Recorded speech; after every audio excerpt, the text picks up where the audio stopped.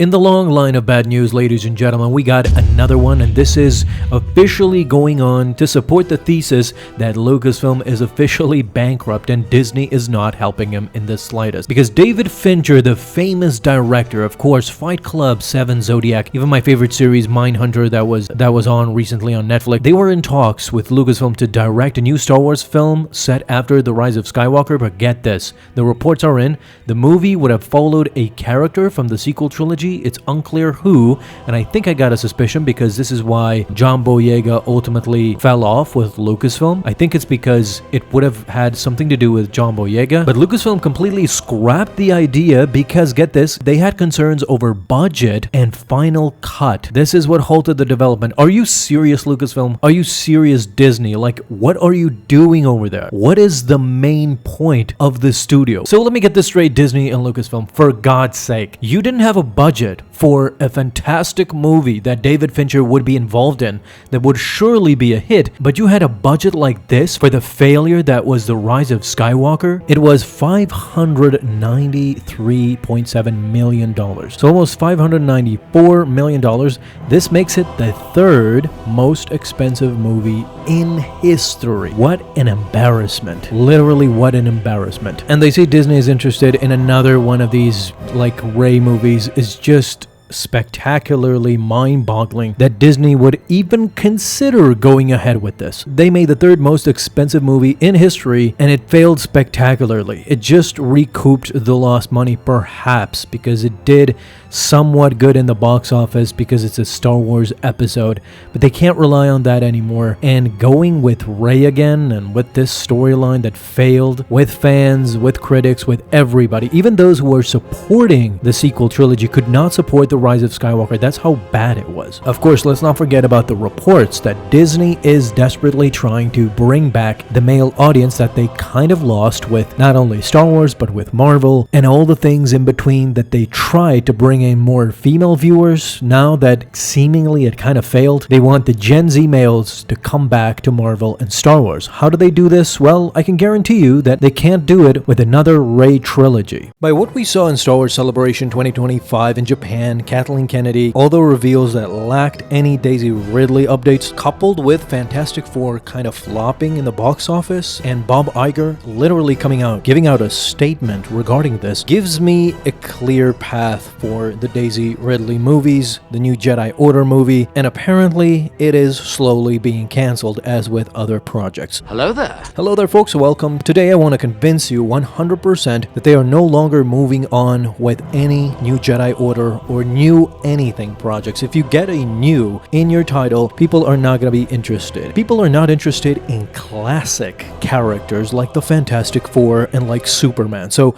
you go to the box office right now and you see a mediocre showing of fandom. So fans are going the first opening weekends, giving their money, and then weekend 2 comes by and just it's a steep drop off. So basically what's happening is that fans literally, as we've talked about for years and years, showing their frustration and complaints with their own wallets. And this, guys, if you look at it, has kind of been made clear with Star Wars Celebration 2025. So in that celebration, what did we get? We got some guests that we've seen before, some new guests, most notably Sean Levy, Ryan Gosling. They showed the new logo and talked about Star Wars Starfighter, a movie that is going to be coming out very soon after Mandalorian and Grogu. So Dave Filoni, Jon Favreau, all of them talked about what can we expect from Mandalorian and Grogu. I've said previously that we have a schism in Lucasfilm between Kathleen Kennedy and Dave Filoni. So what's Dave Filoni doing? Dave Filoni is taking the canon that was previous to Disney. So the canon, the EU of George Lucas and him. Don't forget that Dave Filoni was the guy who ingratiated all the Legends material back into canon with his show Star Wars Rebels, with The Mandalorian now. So a lot of stuff has made it into canon thanks to Dave Filoni. What has Kathleen Kennedy done? Kathleen Kennedy, as I understand their roles right now, she is only looking for new opportunities to work with new directors. She said this in an interview herself. She said that we're in a perfect position to just lend out the Star Wars IP to anybody who has a story to tell. I'm interested in working with those people creating new projects. What? She's literally telling you why the fans are so frustrated today, because you have a schism. You have Dave Filoni, who is respecting what is there and trying to expand on it.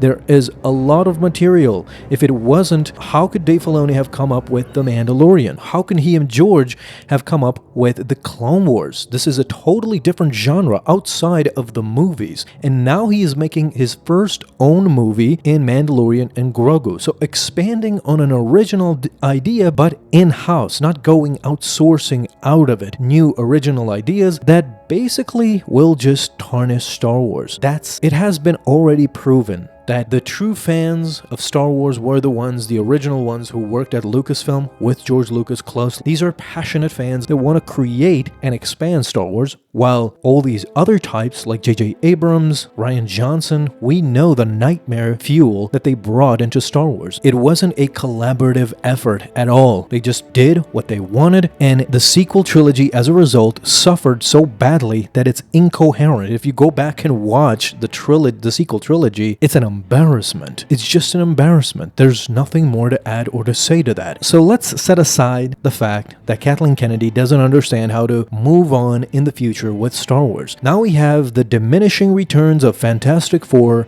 and kind of Superman. The Superman movie is okay, is doing okay in the box office, but it wasn't what, the first movie in your relaunched franchise was supposed to be. It definitely is not going to be a billion-dollar movie, which these studios have come accustomed to being. Alright, so Bob Iger just recently came out in regards to the Fantastic Four movie and it not doing so well. He was kind of forced to come out and say, the more we can find and develop original property, the better. Of course, we are developing original property under the 20th Century banner and under the Searchlight banner, and look, you could even argue that Marvel continues to mine its library of characters for original property. Even though, for instance, there have been Fantastic Four movies before, we kind of consider the one we did an original property in many respects, because we're introducing these characters to the people who are unfamiliar with them. Fantastic Four First Steps successfully launched this important franchise into the Marvel Cinematic Universe. Classic Bob Iger, baby, a nothing burger. He didn't really say a lot, but if you read between the lines, this is what he is saying. So the Fantastic Four First Steps he is right, it did successfully launch. As I said in the beginning of the video, this is an illusion. What is happening now is that these are no longer pop culture movies, and we're getting to the basics of the problem. I don't think they can ever go back to that, because the leadership lacks in imagination and they can't understand what the problem is. Why aren't people flocking to it? Marvel movies and Star Wars movies especially have completely lost their mojo. It's gonna be really interesting to see what Dave Filoni does with the Mandalorian and Grogu movie, because let's not forget, in 2026, when Mandalorian and Grogu comes out, it's gonna be, since 2019, it's gonna be 7 years since the Star Wars movie was released. If we compare Revenge of the Sith, for example, with The Force Awakens, that's 10 years, from 2005 to 2015. It's kind of there. It's kind of in that area. Not 10 years, but 7 years is a good enough gap with no movies in the theater. So let's see what The Mandalorian and Grogu does before we judge what Star Wars come back. The problem is that even if The Mandalorian and Grogu comes out, Kathleen Kennedy being still there, she is planning to do all sorts of non sequitur movies. Movies that go back 25,000 years at the beginning of the Jedi Order, while Dave Filoni is making movies after Return of the Jedi. It's completely baffling to me how there's no connectivity. It's just a mishmash of movies. Whoever wants to come and do whatever they like, and this is my frustration right now. But I think this idea might have finally been scrapped thanks to Bob Iger coming out and literally acknowledging a kind of a stumbling. He is trying to save face, saying that there have been Fantastic Four movies in the past. Maybe that's why this was a successful launch, but it's not going to be the biggest movie Marvel Marvel movie in the franchise. The problem is he sees the writing on the wall. First weekend, everybody's gonna go and see it, the fandom, the real fans. And then nobody's gonna go watch because you need the regular dude, the regular people, the people who are not crazy fans but will just go watch a movie because it's funny. It's interesting. This is why Deadpool and Wolverine worked. It's because Deadpool is a hilarious character to the normies. You have fans and you have normies flocking together. Wolverine, a classic character. Since decades and decades, people know about it. Hugh Jackman coming back to play Wolverine again. So, two classic characters coming back in a hilarious kind of action comedy, and it just serves the normies more so than the fans. You have something for the fans and something for the normies. This is how you get the big bucks. And by what I've read, what Dave Filoni has said about The Mandalorian and Grogu, I think he is going back to that. He is going back to the classics, where it isn't just about lore and just ultimate fans coming to watch the movie, knowing everything, how it connects to the universe, but it's just going to be also about regular folk that come into the cinema, enjoy the movie, go out and say, okay, that was fun, that was a good movie. Word of mouth will spread, more people will flock to it, come watch it, and that's how it goes. If you watch the Fantastic Four, it's a good movie, but most of these movies now have become bland. The problem with it is, first of all, the retro look has become boring. So in the Fantastic Four, for me, the retro look was good and thought of, but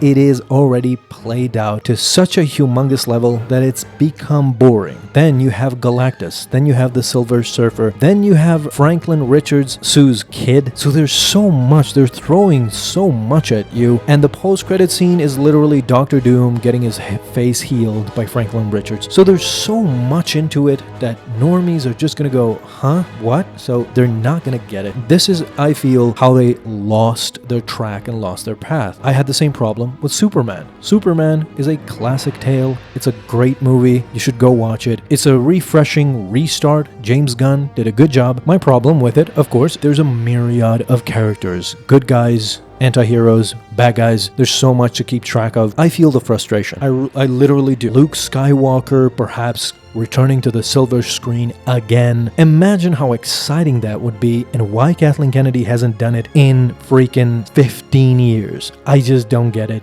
I don't understand it. Luke Skywalker, I'm talking about a prime Luke Skywalker, mind you, not a decrepit sequel trilogy Luke Skywalker, but what do I know? I've been a Star Wars fan since I was a kid, and Kathleen Kennedy is a billionaire CEO, so good thinking. Thank you guys so much for watching this video. I'm gonna see you soon, but until then, may the Force be with you.